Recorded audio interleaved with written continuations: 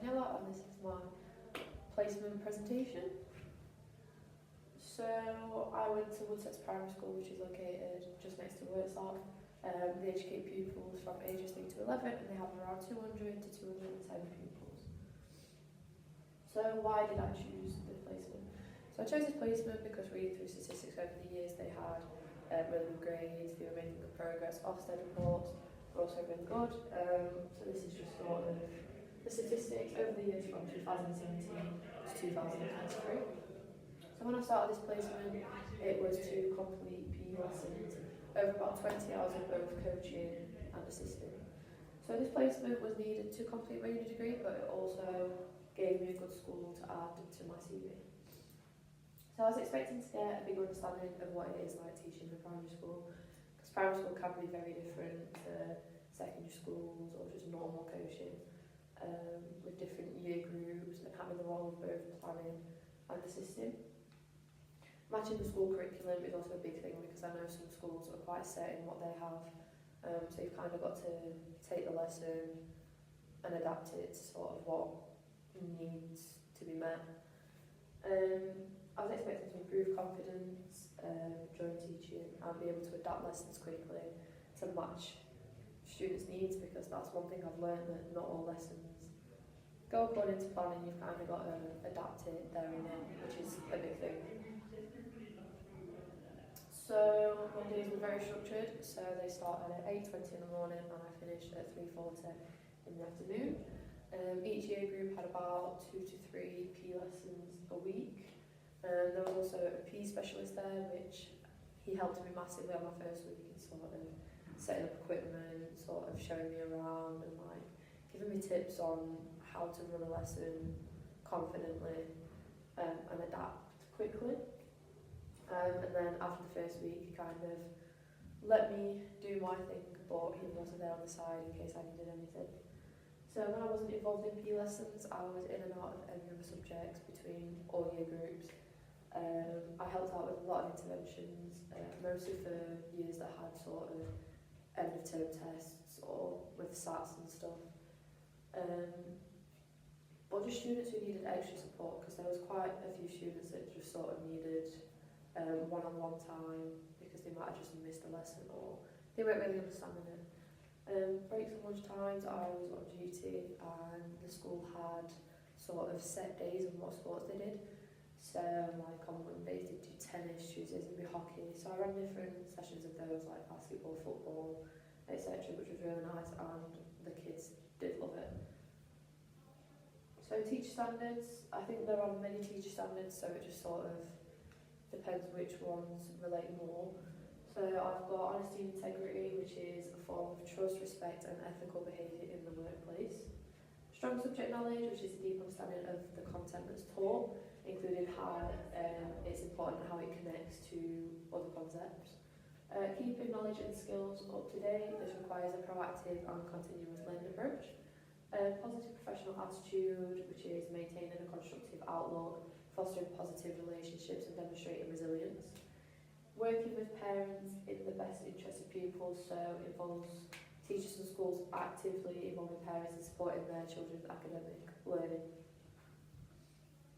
So learning outcome 1, I chose to put into practice a range of suitable behaviour management techniques with both leading and assisting in practical and classroom environments.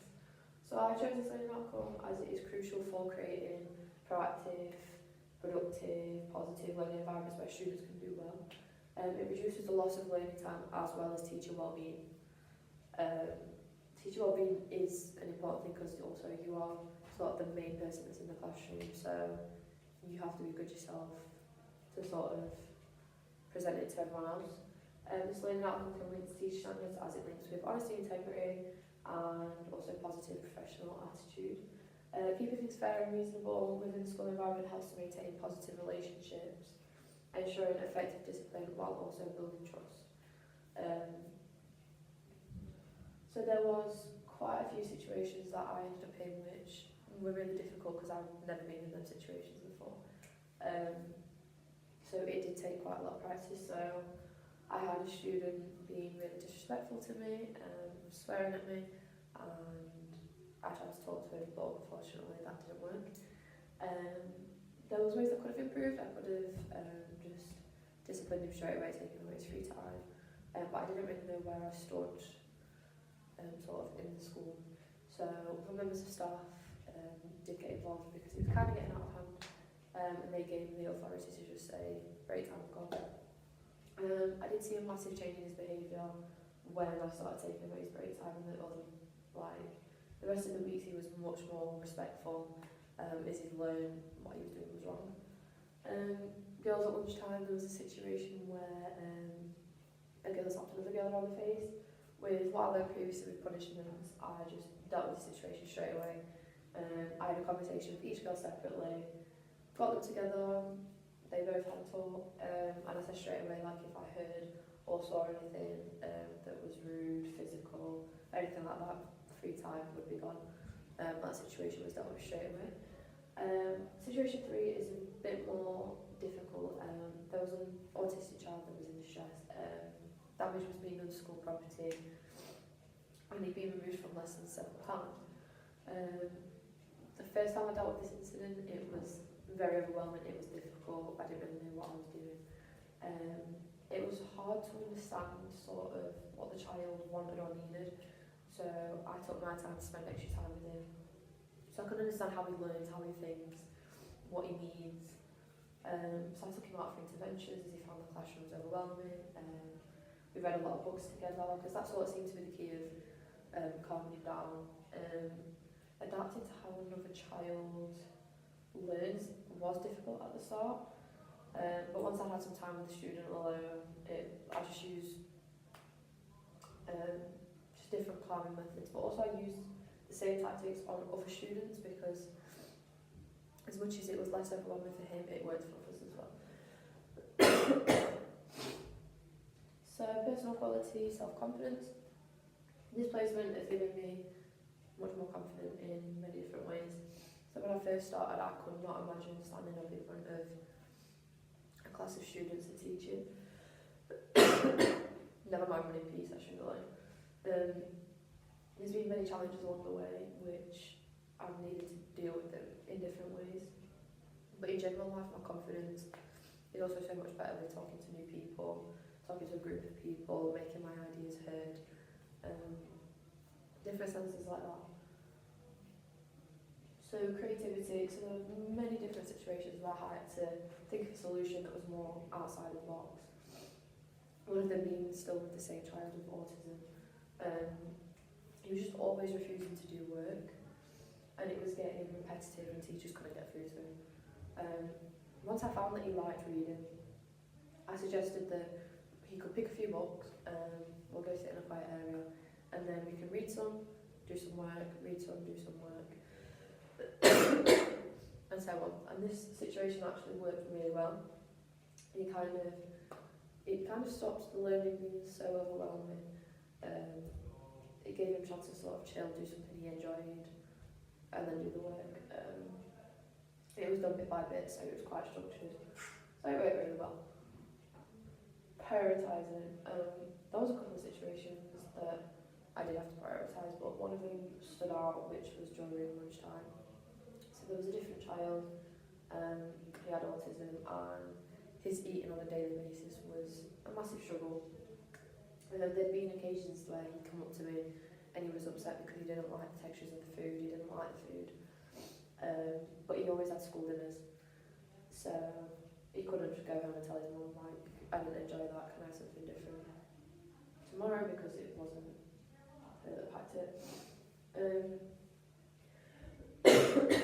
He did tell staff about it, but they were always saying that he ordered it so he needs to eat it, or that they'd only made enough food for the students that have ordered.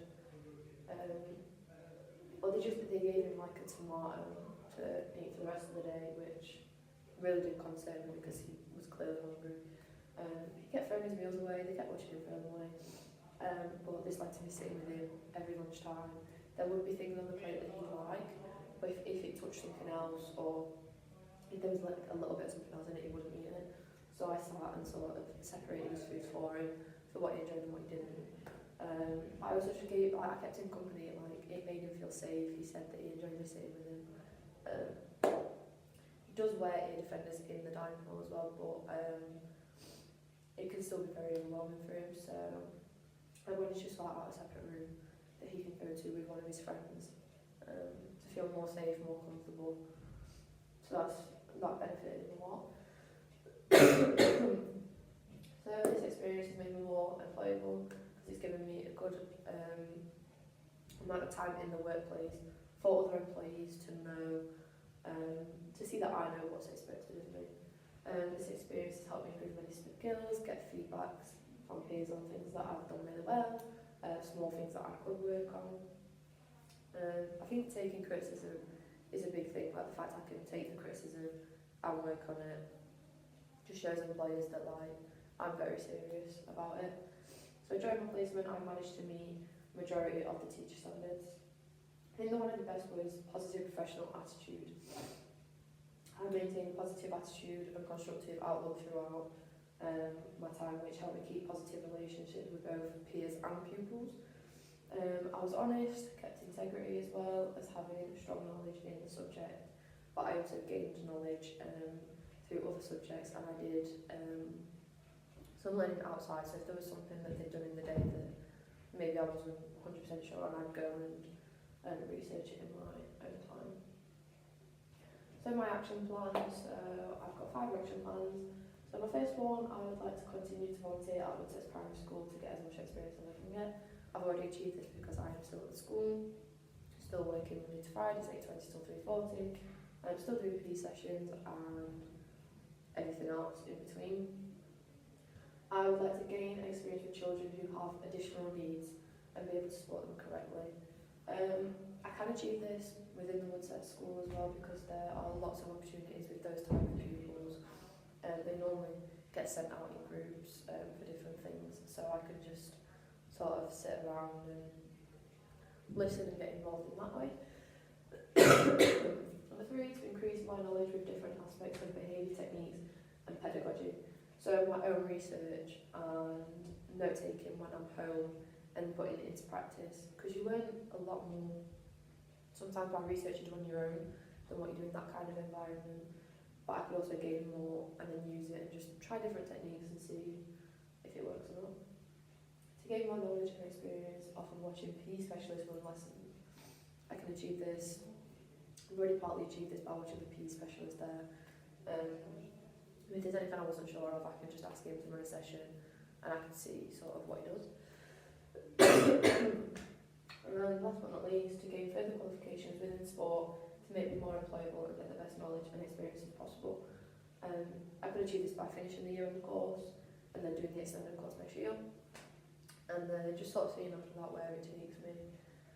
But there's many different opportunities I could go down. But staying at that school will be a massive help for me. Are there any questions?